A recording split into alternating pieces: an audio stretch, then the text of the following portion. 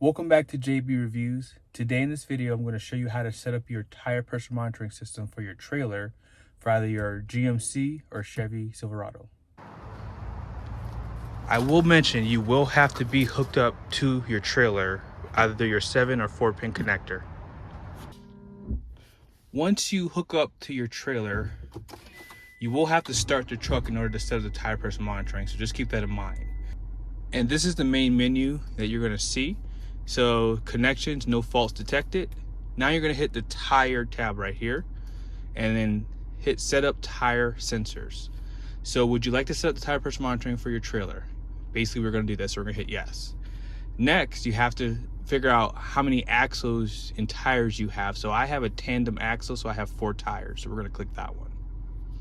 And this menu is showing you what tire pressure do you want to set the tires at. So I'm going to set mine at 80. We're going to continue on. So you're going to need to buy this tool in order to set this up. I got this off of Amazon. I will put one in the description below. That way you can set this up and I get a small commission if you purchase one from me. And let's go ahead and hit start. And I'm going to tap this button on this tool.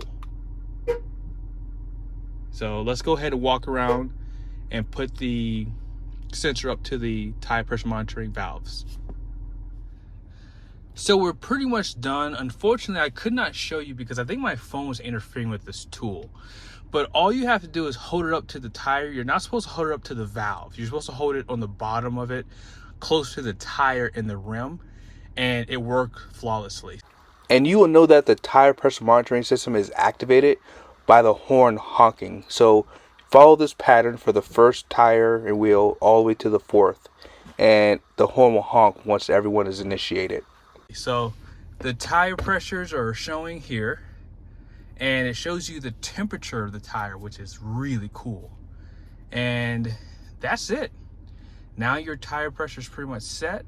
But if you thought this video was helpful, be sure to like the video, subscribe, and turn your bell notifications on. And I'll see you guys in the next video.